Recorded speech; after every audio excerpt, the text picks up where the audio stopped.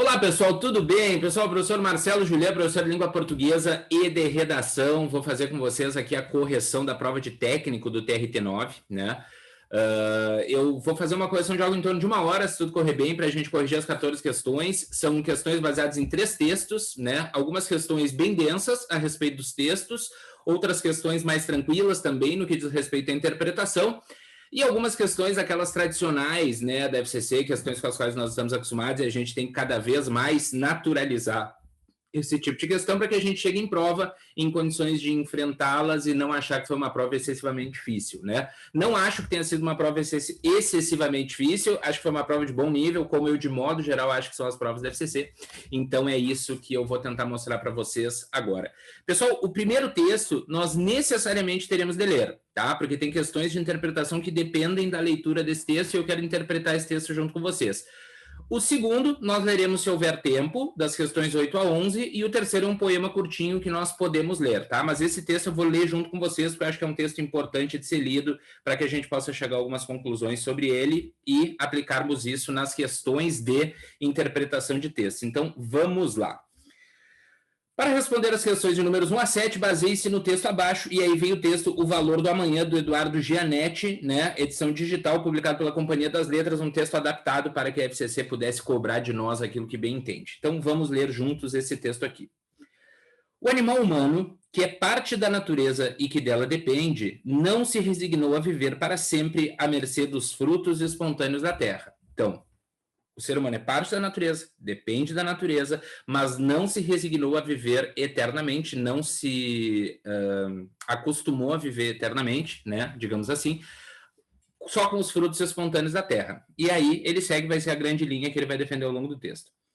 O desafio que desde logo se insinuou foi como induzir o mundo natural, ignorem as marcações que eu fiz aqui, eu fiz para depois a gente poder buscar quando for fazer as questões, como induzir o mundo natural a somar forças e multiplicar o resultado do esforço humano, né? Como é que eu vou induzir o mundo natural, aquele que dava os seus frutos espontâneos, né, a somar força com o homem e multiplicar o resultado do esforço humano agindo sobre esse mundo?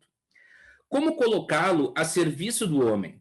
O passo decisivo nessa busca foi a descoberta, antes prática do que teórica, então o homem descobriu na prática, não foi uma descoberta teórica pensada, né? Na prática ele viu, de que domina-se a natureza obedecendo-se a ela. O melhor meio de tu conseguir dominar a natureza é obedecer a essa mesma natureza, ele vai explicar como na sequência.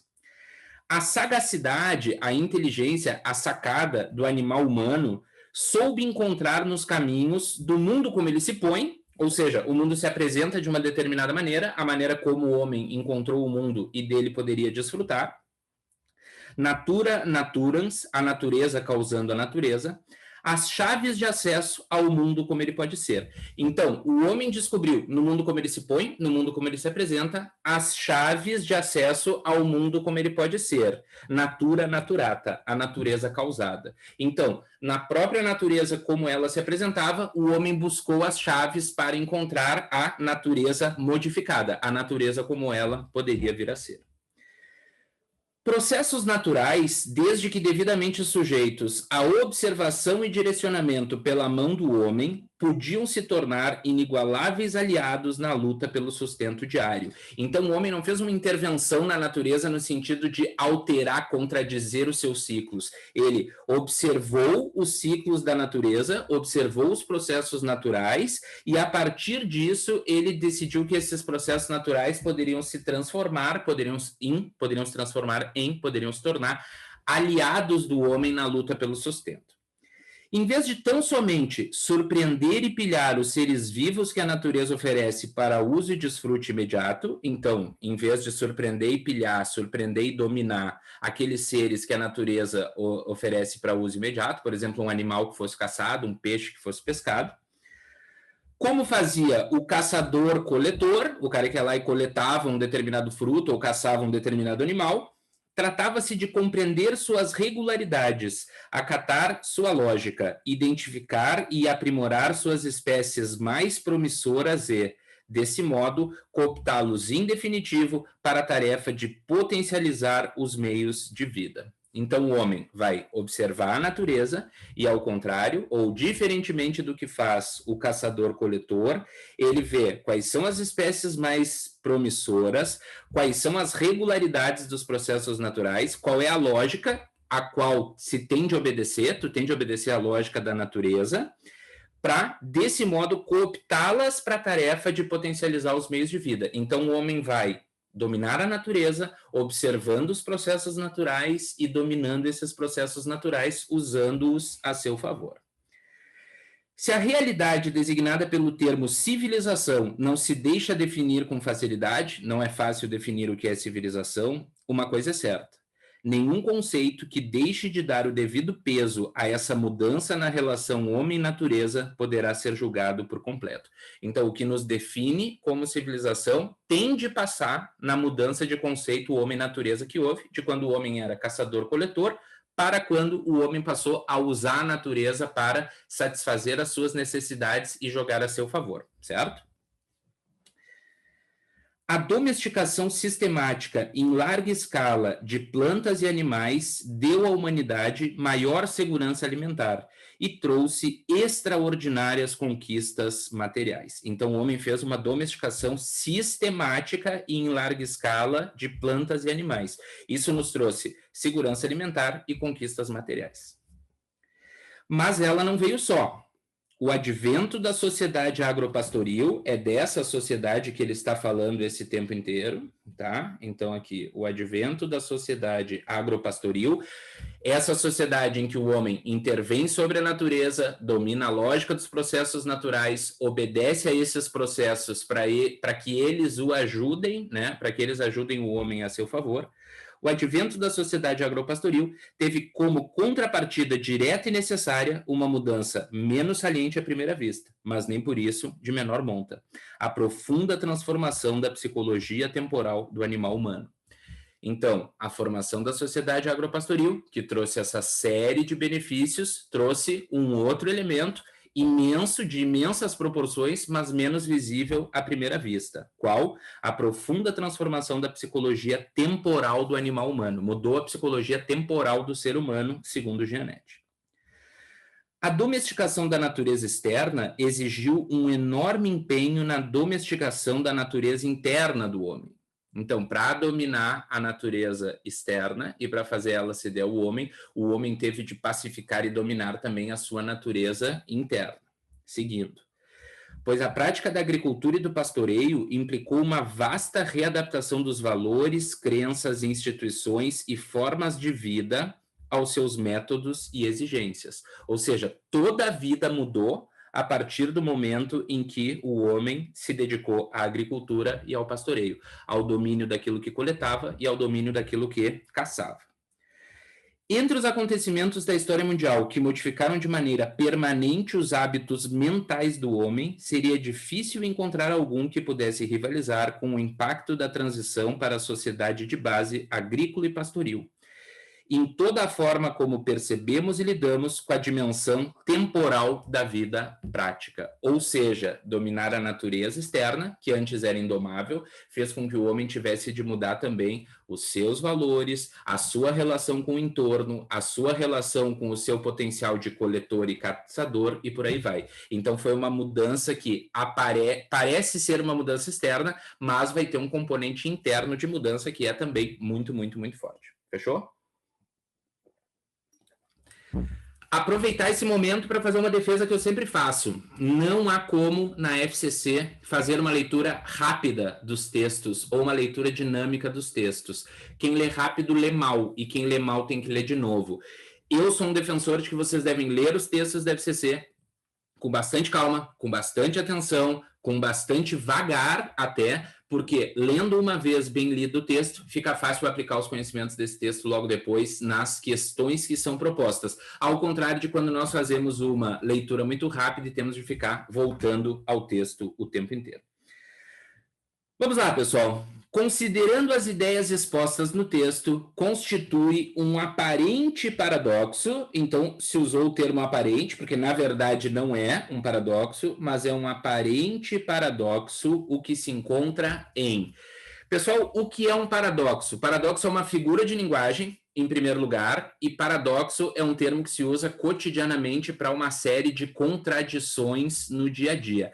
Nesta questão, pessoal, o termo paradoxo, ele está usado apenas como aquilo que é uma contradição lógica. Tá? Eu até vou mostrar para vocês uma coisinha que eu acho fundamental, pessoal, que é a diferença entre antítese e paradoxo. Nunca foi tão necessário estudar para FCC figuras de linguagem como está sendo atualmente. As provas têm cobrado em todas as suas ocorrências figuras de linguagem. Nessa prova que nós estamos corrigindo tem 2 questões de figuras de linguagem, não apenas uma. Então eu vou aproveitar e mostrar uma coisinha para vocês aqui. Tá? 2 figuras de linguagem que lidam com oposições: antítese de um lado, paradoxo de outro lado. Qual é a grande diferença, pessoal? A antítese, ela é apenas uma oposição de palavras, tá? Então, quando é que nós temos uma antítese? Quando nós temos palavras opostas colocadas próximas dentro de um determinado contexto. Então, assim, exemplos de antíteses, pessoal. Bom e mal, alto e baixo,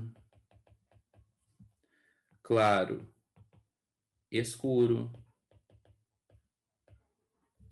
simpático, antipático. Tá? Isso aqui são antíteses.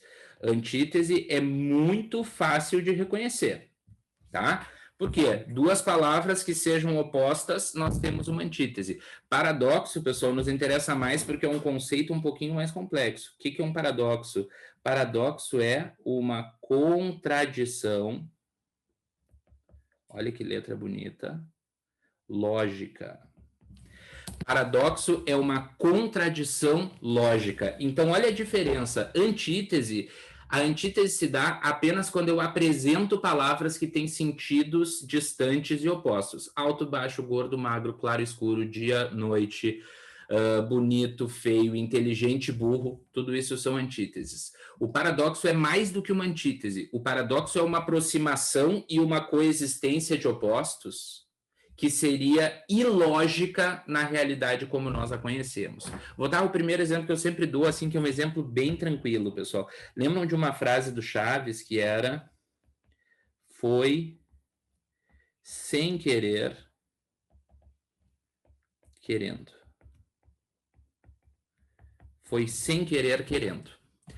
Aqui, nós não temos apenas uma oposição de 2 palavras, nós temos a coexistência de 2 coisas que logicamente não poderiam coexistir. Então, se foi sem querer, não foi querendo. Se foi querendo, não foi sem querer. Agora, quando eu junto essa contradição lógica dentro de um mesmo elemento, aí eu tenho o paradoxo. Então, paradoxo é algo que contradiz a lógica. Por isso que ele diz aparente paradoxo, porque o que aparece na questão não é um paradoxo de fato, é um aparente paradoxo. Vocês lembram daquele poema clássico do Camões, pessoal? O amor é fogo, o amor é fogo que desatina sem doer, é ferida que dói e não se sente, é um contentamento descontente, é dor que desatina sem doer. Olha só, se eu digo é dor que desatina, ou seja, que angustia, é dor que desatina sem doer.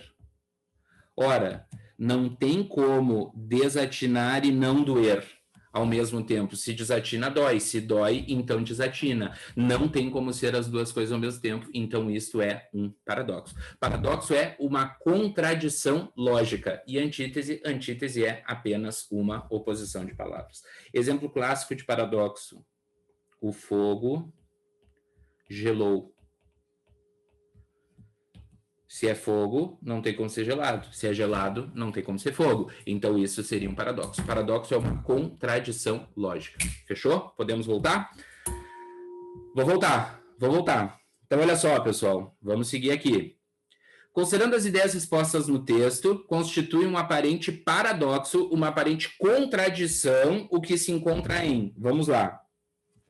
O homem é parte da natureza e dela depende. Não há contradição entre ser parte de um sistema e depender desse sistema. Então, não temos paradoxo. A prática da agricultura e do pastoreio implicou uma vasta readaptação de valores. Isto é causa e consequência. Causa, a prática da agricultura e do pastoreio. Consequência, uma readaptação dos valores. Não é contraditório, prática da agricultura e do pastoreio, gerar uma vasta readaptação dos valores. Então, não é um paradoxo.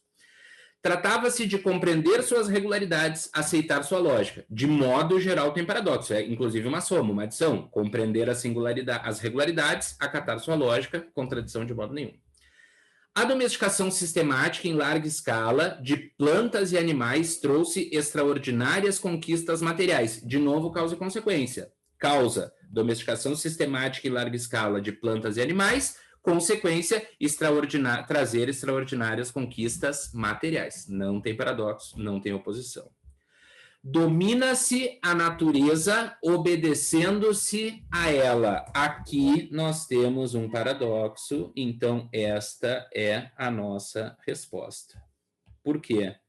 Porque é contraditório tu dominar e obedecer. De modo geral, quem obedece é dominado. Quem domina não obedece. O que é que se está fazendo, pessoal? Aqui, as palavras que compõem o paradoxo. Domina-se a natureza, obedecendo-se a ela. Aí nós temos um paradoxo. Fechou? Então, esta é a oposição, esta é a contradição. Fechou? Então, letra E, Equador, primeira resposta. Segunda, questão que a FCC adora, assim como colocou duas causas e consequências ali na primeira questão, letra B e letra D. De acordo com as ideias do texto, existe relação de causa e consequência respectivamente entre... Vou mostrar mais uma coisa para vocês aqui, tá? Se houver nexo oracional, a gente tem resposta bem tranquila, pessoal.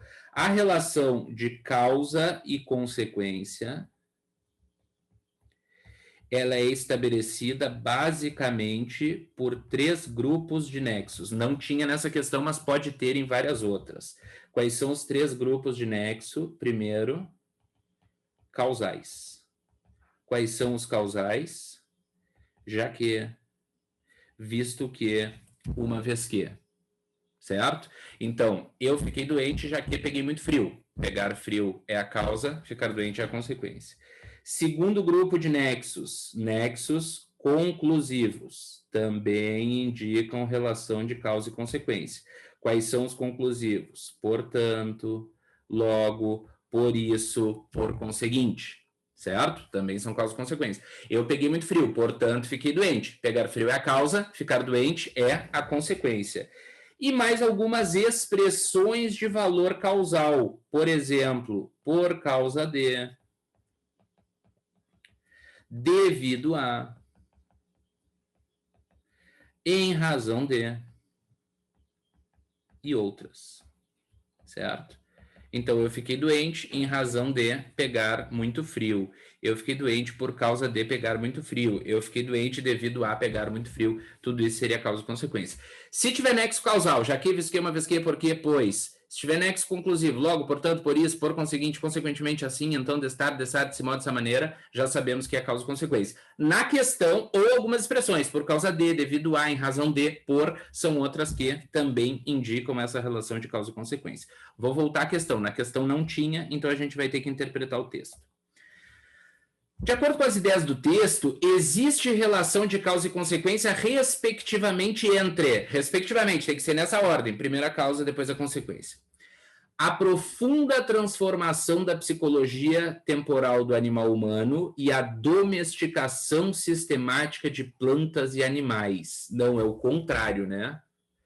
Domesticar sistematicamente plantas e animais gera a sociedade agropastoril. Isso é a causa. A consequência é é uma profunda transformação na psicologia temporal. Então, eles invertem relação de causa e consequência, por isso que não é letra A.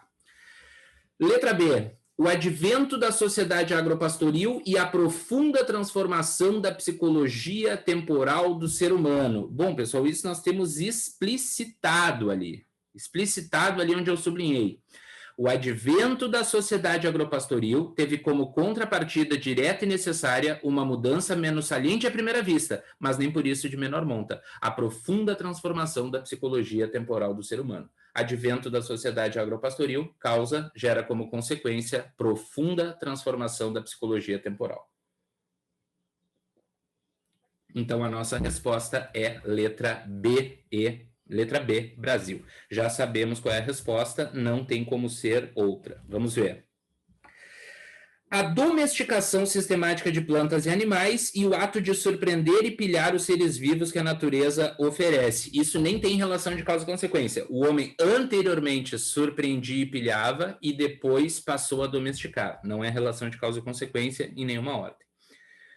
O desafio de induzir o mundo natural a multiplicar o resultado do esforço humano e o ato de surpreender e pilhar os seres vivos que a natureza oferece. Nada a ver de novo, não tem causa e consequência. O homem antes surpreendia e pilhava, parou de fazer só isso e passou a tentar fazer com que o mundo multiplicasse seus esforços. Não é causa e consequência. O advento da sociedade agropastoril e o ato de surpreender e pilhar os seres vivos que a natureza oferece. Também não tem relação. O homem surpreendia e pilhava, isso antes, passou a fazer a sociedade agropastoril depois. Então, na letra A, causa e consequência estão invertidas. Na letra B, causa e consequência estão na ordem certa. E nas demais, C, D e E, não há relação de causa e consequência. Então, a resposta é a letra B, Brasil. Fechou? Vou diminuir aqui. Como colocá-lo a serviço do homem no primeiro parágrafo? Pessoal, vamos ler o texto desde o início juntos ali para descobrirmos qual é o termo que o pronome retoma. O animal humano, que é parte da natureza e que dela depende, não se resignou a viver para sempre à mercê dos frutos espontâneos da terra. O desafio que desde logo se insinuou foi como induzir quem? O mundo natural a somar forças e multiplicar o resultado do esforço humano. Como colocá-lo? Faz a pergunta, pessoal. Como colocar quem? Como colocar quem? O mundo natural. Como colocar o mundo natural a serviço do homem? Então era como induzir o mundo natural a somar forças. Como colocar o mundo natural a serviço do homem? Quem é que o pronome lo está retomando? O pronome lo está retomando mundo natural. Não tem dúvida, não tem debate, é isso. Então você sempre faz sua pergunta. Colocá-lo, colocar quem? Recebeu-a, recebeu quem? Observando-o, observando quem? A resposta para a nossa pergunta vai ser o elemento retomado pelo pronome, correta, letra C, Canadá.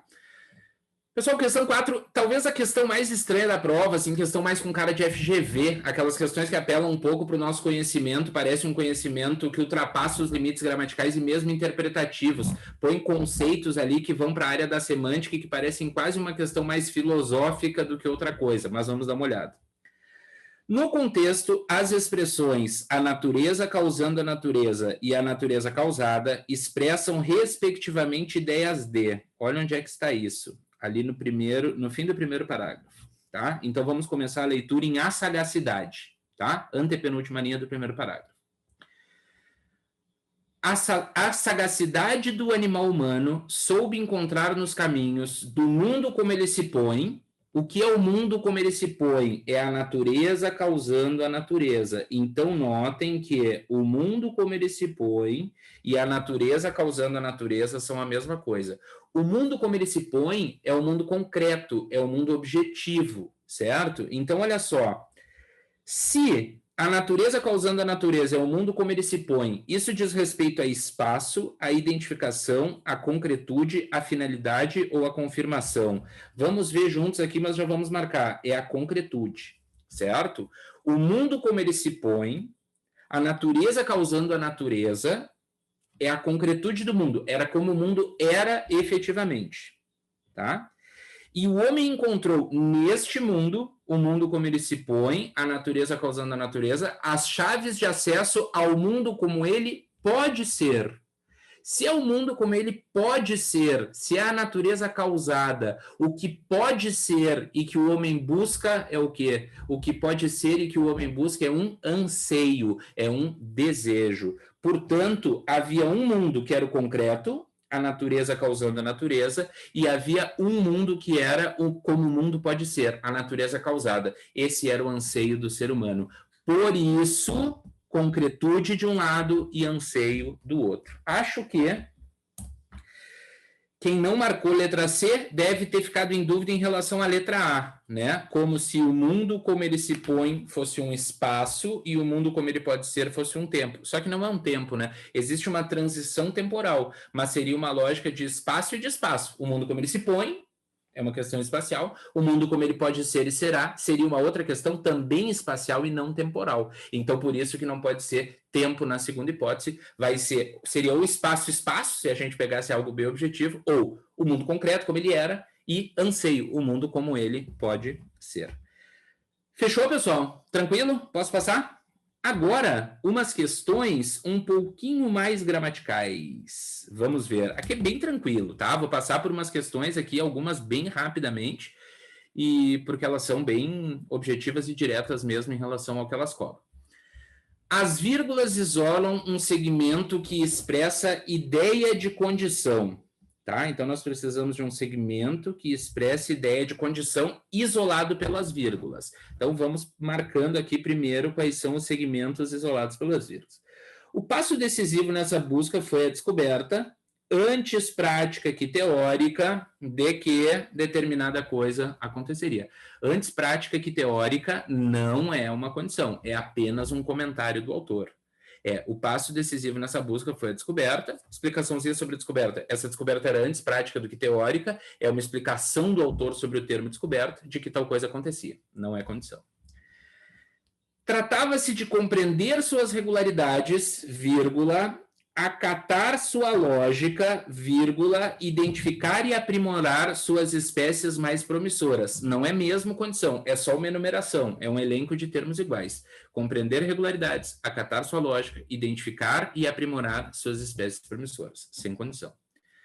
Em vez de tão somente surpreender e pilhar os seres vivos que a natureza oferece para uso e desfruto imediato, como fazia o caçador-coletor, não é condição, é conformidade, conforme fazia o caçador-coletor, de acordo com o que fazia, ou até comparação, né? Igual fazia o caçador-coletor, mas com certeza absoluta a condição não é, então esse elemento fica fora.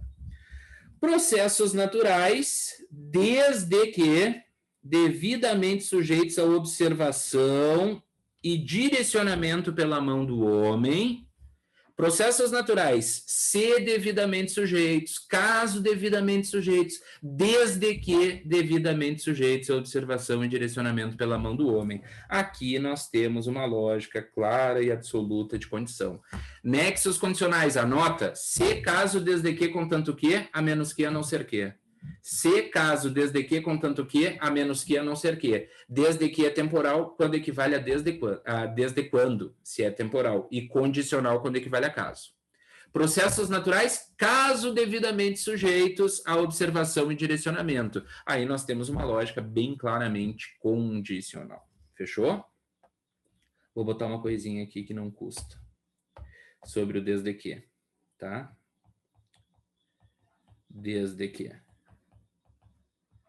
Ele é condicional, condição, quando ele equivale a caso. E ele é temporal, tempo, quando ele equivale a desde quando. Desde quando. Então, assim, ó, eu iria, desde que me convidassem. Eu iria, caso me convidassem. Eu frequento este bar desde que ele foi aberto. Eu frequento este bar desde quando ele foi aberto. Se o desde que equivale a desde quando, ele é tempo. Se o desde que equivale a caso, ele é condição. Certo? Então, assim, vou colocar aqui os exemplos que não custa. Irei, vírgula. Desde que me convidem. Irei, vírgula. Caso me convidem. Então, este desde que aqui é condicional. Certo? Se fosse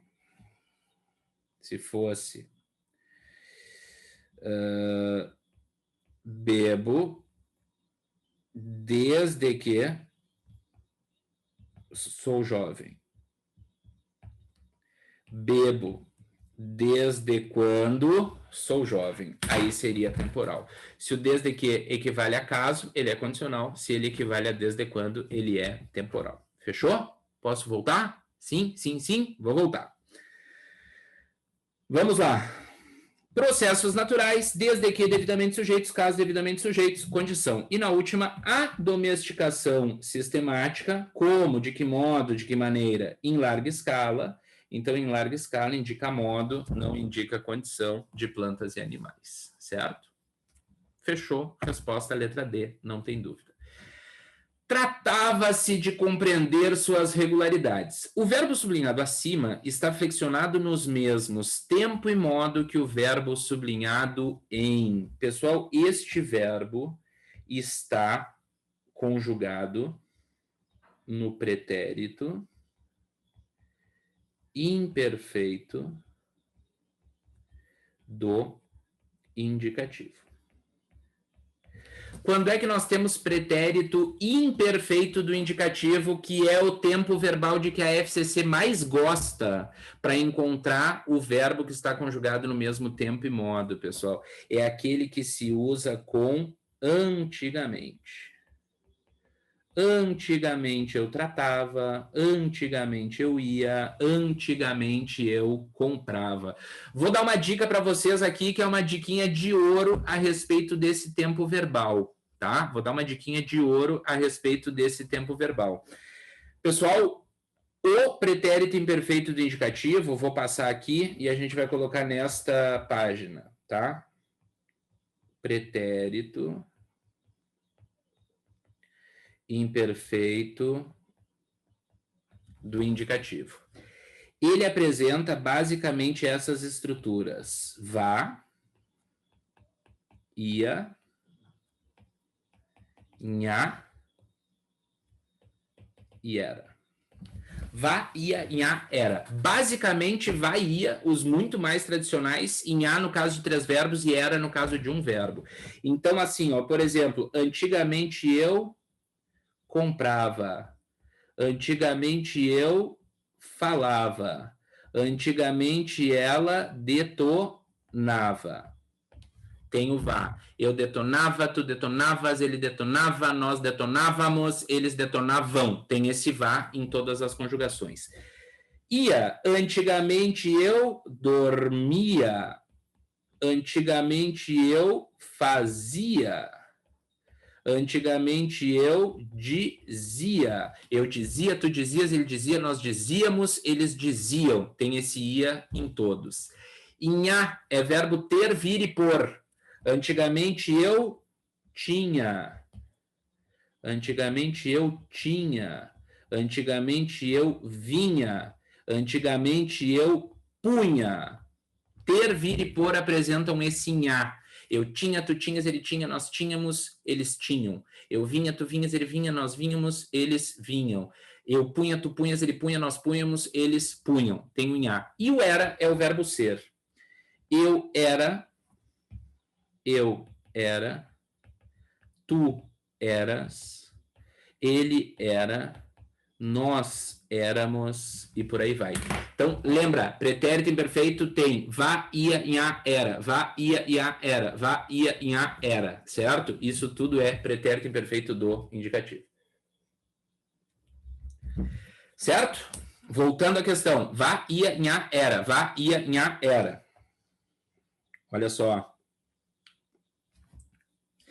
Tratar, vá ser. Vou até circular. Tratar, vá ser. Tem vá, então é pretérito imperfeito do indicativo. Tem que ter vá, ia, nha, era. Poderá, não tem. Deixa, não tem. Podiam, ia. Vá, ia, nha, era. Deixe, não tem. Deu, não tem. Só para completar, a letra C está no pretérito imperfeito do indicativo, é a nossa resposta. Antigamente se tratava, antigamente eles podiam. Vamos ver as outras. Poderá, o que é poderá? Futuro do presente. Deixa, eu deixo, tu deixas, ele deixa. Presente do indicativo. Que eu deixe, que tu deixes, que ele deixe. Presente do subjuntivo, a letra D. Deu, pretérito perfeito. Eu dei, tu deste, ele deu. Então, a única que está no mesmo tempo e no mesmo modo é letra C, Canadá. Fechou? Vamos para a última, pessoal, sobre esse primeiro texto. Está correta e coerente a redação do seguinte comentário sobre o texto. Letra A é a resposta certa. Extraordinárias conquistas materiais acompanharam a domesticação sistemática de plantas e animais. Perfeito. Todas as outras têm erros, marquei os erros, tá? Agora vamos marcando de vermelho. Foi insuficiente para o sustento animal, vírgula incorreta, não tem por que ter vírgula, né? Porque é o sujeito e o verbo, mesmo que em ordem distinta, é a opção de viver de alimentos foi insuficiente para o sustento do animal humano. Essa vírgula está incorreta.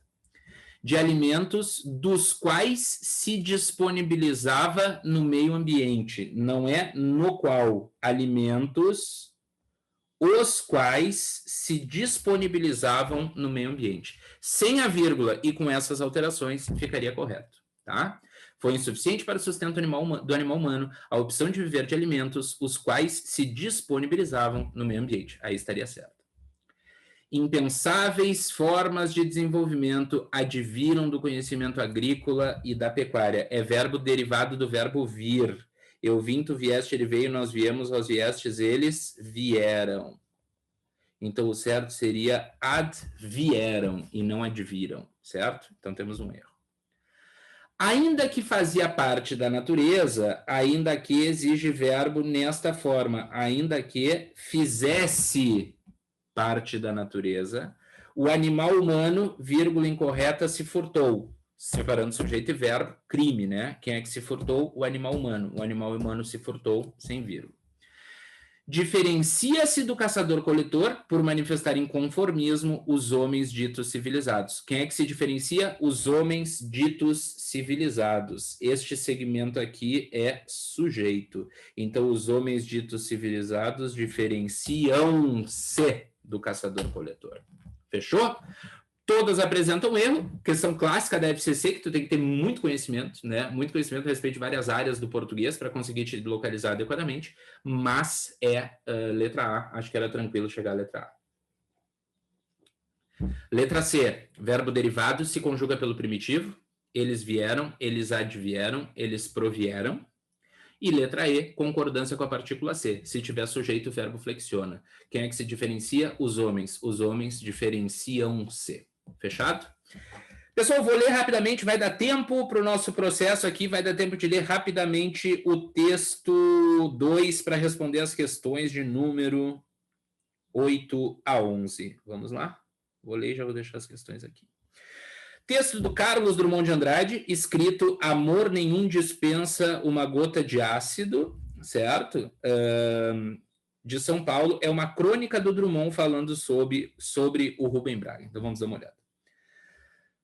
Acontece em toda parte, mas no Rio tem um jeito especial de acontecer que me emociona mais, entre aspas, porque é uma citação do livro do Rubem Braga. Assim começa Rubem Braga, uma de suas admiráveis crônicas, reunidas no Um Pé de Milho. Um Pé de Milho é o nome do livro. E o Um Pé de Milho é para mim a melhor coisa desta semana de que me compete dar contas ao leitor. A melhor coisa da semana foi o livro Pé de Milho, sobre o qual ele vai falar nessa crônica. Um Pé de Milho é de autoria do Rubem Braga, tá? Portanto, e sem vacilação, lede o Um Pé de Milho. Ele está aconselhando o leitor, certo? Lede vós, leiam Um Pé de Milho. É isso que ele está dizendo. Lede, eu leio, tu lês, ele lê, nós lemos, vós ledes, eles leem. Lede vós, ó leitores, o livro Um Pé de Milho. E lede-o, e lê esse livro à boa e santa maneira, não solicitando ao autor um exemplar, que o famoso Braga é, como qualquer um de nós, um proletário das letras. Ou seja, não pede um exemplar para o Rubem Braga, vai lá e compra, porque ele também é um proletário das letras, precisa desse dinheiro para viver. Mas por que disse cronista? Questiona Drummond a ele mesmo, né? Grande poeta é o que ele é, o Rubem Braga, o autor de Um Pé de Milho. E grande contista que, por uma imposição do temperamento, se furta a maçada de escrever contos. Então, Ele chama o Rubem Braga de cronista para depois dizer, ué, por que eu chamei ele de cronista? Na verdade, ele é um grande poeta e um grande contista, que por temperamento não quer amassada a tarefa cansativa de escrever contos.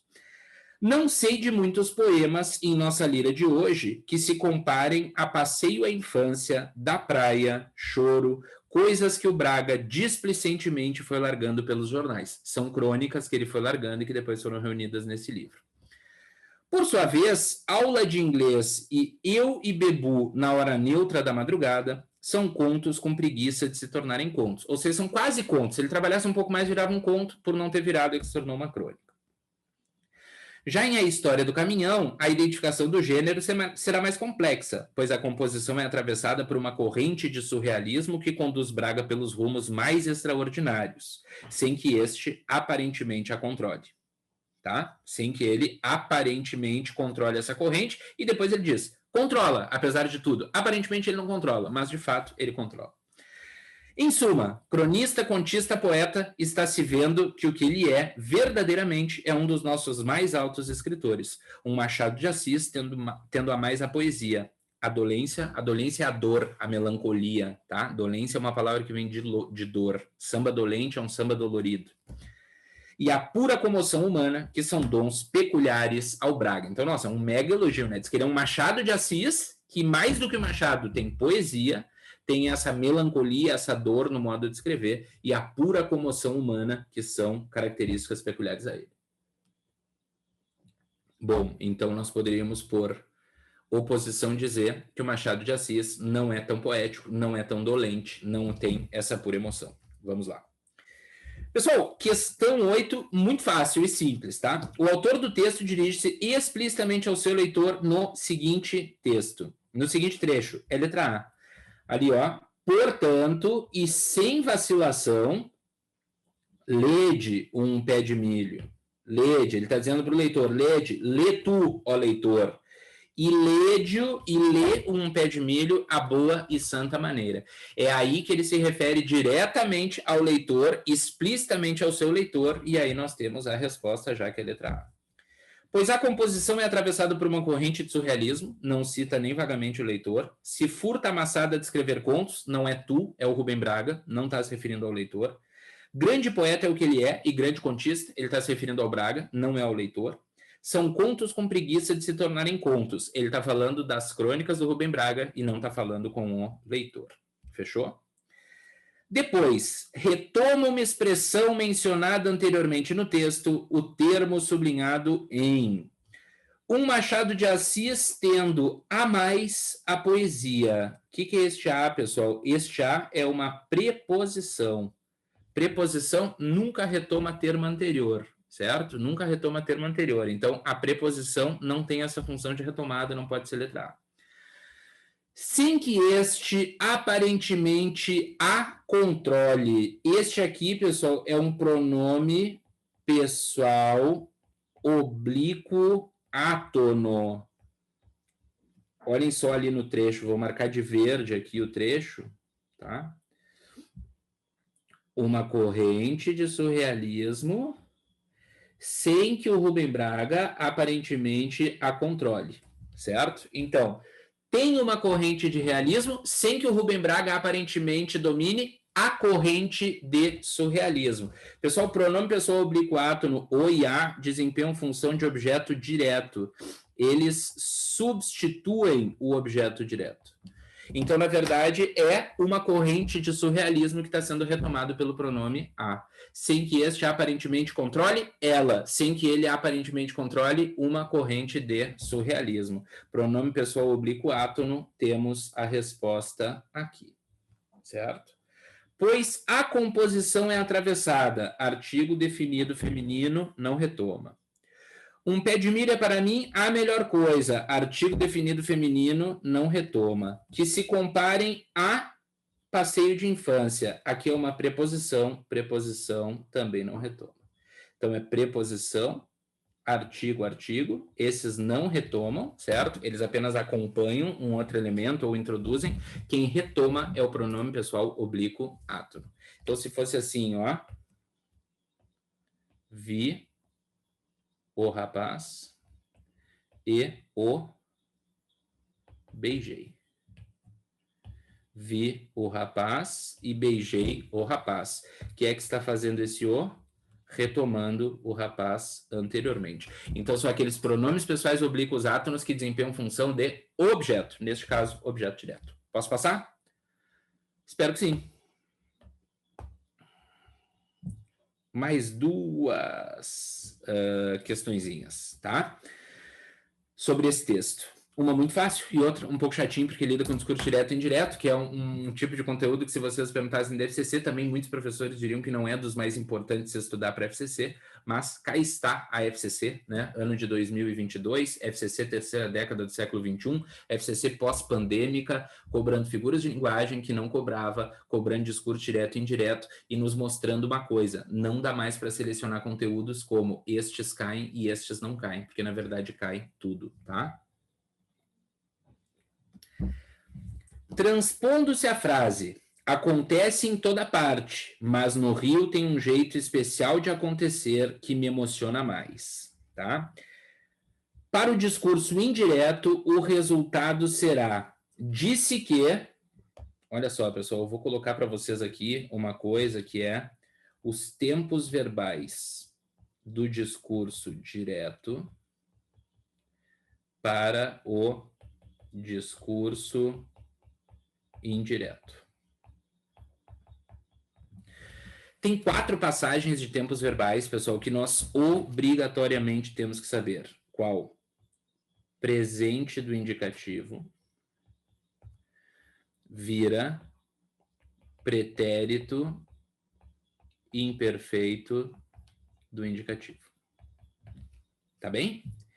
Depois, pretérito perfeito do indicativo vira pretérito mais que perfeito do indicativo. Depois, futuro do presente do indicativo vira futuro do pretérito. E, por fim, imperativo vira subjuntivo. Tá bem? Temos que saber, pessoal, isso aqui, porque isso aqui é assim, é o fundamental, é o essencial das transições que são feitas, certo? E do modo como essas transições devem ser feitas. Então, vamos lá. João disse, 2 pontos, abre aspas. Deixa eu botar em outra cor.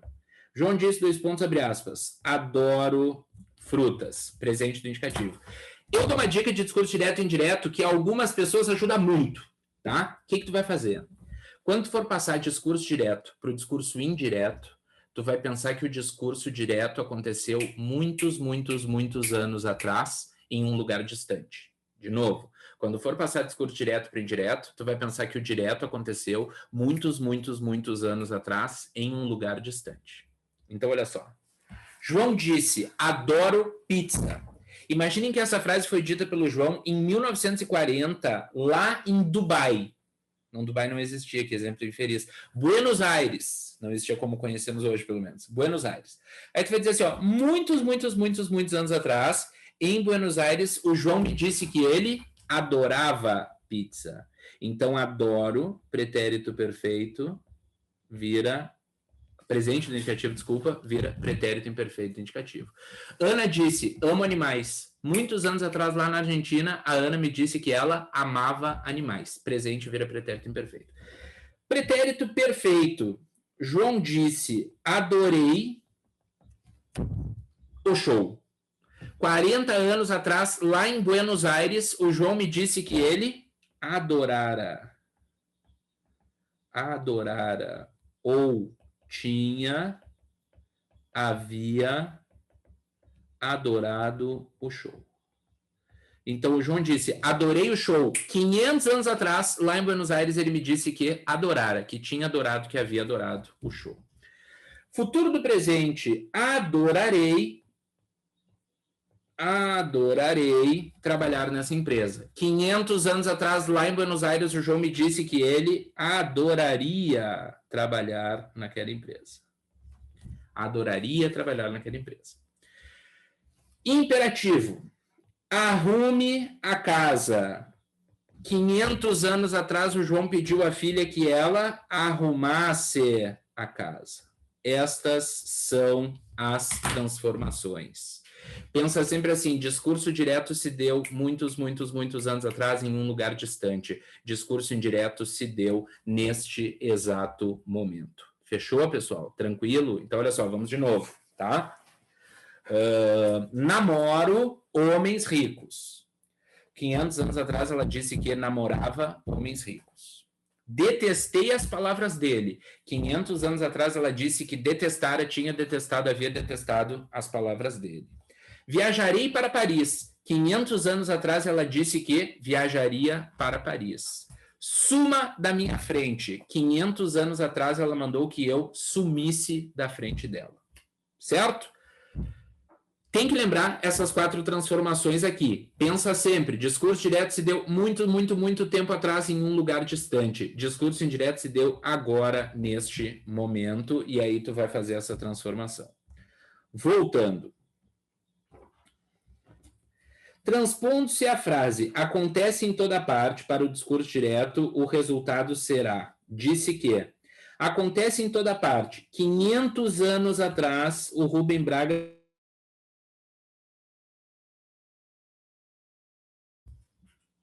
acontecia em toda parte, está no presente. Acontece em toda parte. 500 anos atrás, o Rubem Braga disse que acontecia em toda parte. Mas no Rio tem um jeito especial de acontecer, mas que no Rio tinha um jeito especial de acontecer. Tem muita gente aqui. 500 anos atrás ele disse que tinha muita gente lá, então nós já temos uma resposta. Que me emociona mais. Eu emociono, tu emocionas, ele emociona. 500 anos atrás, o Rubem Braga disse que aquilo o emocionava mais. Então, notem, pessoal, que nas 3 lacunas, só em uma tem dúvida, porque as outras são a forma única que nós teríamos para preencher.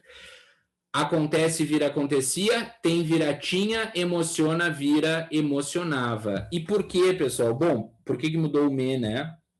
Que me emociona, agora não é ele próprio que está dizendo que o emocionava mais. Correto, então, letra D, Dinamarca. Teríamos como responder apenas com os tempos verbais, não precisaríamos de nada mais, só os tempos verbais. Fechou? Última sobre esse texto. O autor questiona a si mesmo no seguinte trecho. Bom, qual é o trecho em que ele está questionando a si mesmo? Mas por que disse, foi ele que disse, mas por que disse cronista, quando na verdade ele é também um poeta e um contista? Ele está claramente questionando a si mesmo na letra E, Equador. Fechou? Vamos para o último texto e as suas 3 questõezinhas, e aí nós terminamos, pessoal. Poeminha do Paulo Leminski, né? Com aquele arrepio profundo que os poemas trazem a vocês. Poema bem simplesinho, tá? Então vamos ver juntos. Bem no fundo, bem lá no fundo, a gente gostaria de ver nossos problemas resolvidos por decreto. Aí viria o que seria o decreto. A partir desta data, aquela mágoa sem remédio é considerada nula, e sobre ela, silêncio perpétuo. Extinto por lei todo o remorso. Maldito seja quem olhar para trás. Lá para trás não há nada, e nada mais. E aí volta ele para a sua reflexão, depois de dizer como seria o decreto. Mas problemas não se resolvem. Problemas têm família grande. E aos domingos saem todos a passear. O problema, sua senhora e outros pequenos probleminhas. Ou seja, não tem como resolver os problemas, muito menos por decreto, porque eles são muitos e eles estão sempre surgindo. Pessoal, o autor recorre à personificação. Pessoal, personificação ou prosopopeia. Personificação ou prosopopeia consiste em quê? Atribuição de características humanas a seres ou elementos não humanos. Isso é a figura de linguagem, personificação ou prosopopeia. Atribuição de sentimentos humanos, de atributos humanos a seres ou a elementos não humanos, ou a animais, ou a abstrações personificadas, enfim, seja o que for.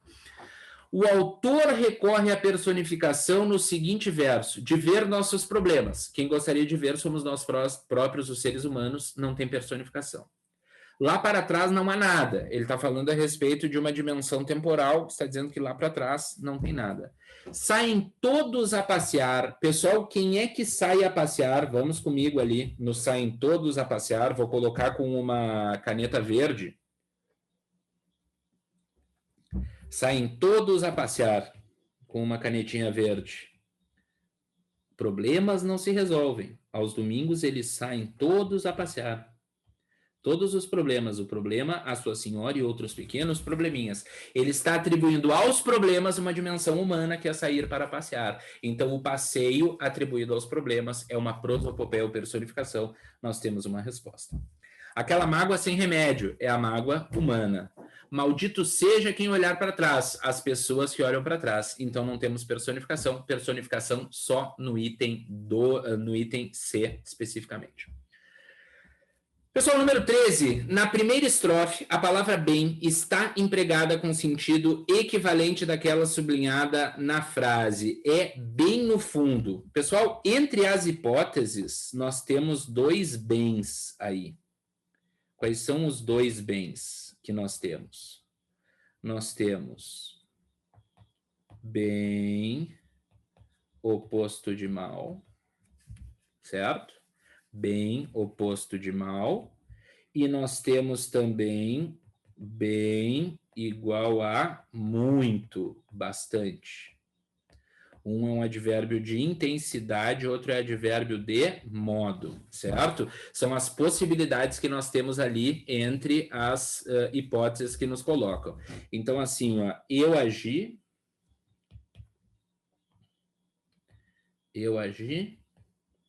bem versus eu agi mal. Então, aqui nós temos um advérbio de modo.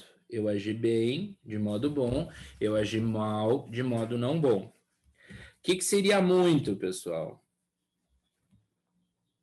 Ele está bem cansado. Anota aí. Ele está bem cansado. Ele está bem cansado. Notem que aqui não caberia ele está mal cansado, né? Aqui este bem seria o equivalente a ele está muito cansado. Ele está bastante cansado, ele está cansadíssimo. Fechou? São as duas posições, as duas possibilidades que vão aparecer ali em relação às quais a gente vai ter de se posicionar. Olha só. Bem no fundo, é mal no fundo ou muito no fundo? Bem no fundo, pessoal, é muito no fundo, bastante no fundo. Muito no fundo, bastante no fundo. Tá? Agora vamos ver as possibilidades. Não me sinto bem hoje. É não me sinto muito. Não me sinto muito hoje? Não, aqui é bem o oposto de mal. Não me sinto bem, não me sinto mal. Ele emprega bem o tempo, ele emprega mal o tempo. Penso que você agiu bem, penso que você agiu mal. Só quero o seu bem, só quero o seu mal. A prova foi bem difícil, a prova foi mal difícil? Não, a prova foi muito difícil. Então, ou a prova foi bastante difícil. Portanto, o que nós temos aqui? Nós temos letra E, Equador. E, Equador. E, Equador. Fechou? Tranquilo? Sereno? E por fim, pessoal, última questão. A gente gostaria de ver nossos problemas resolvidos por decreto.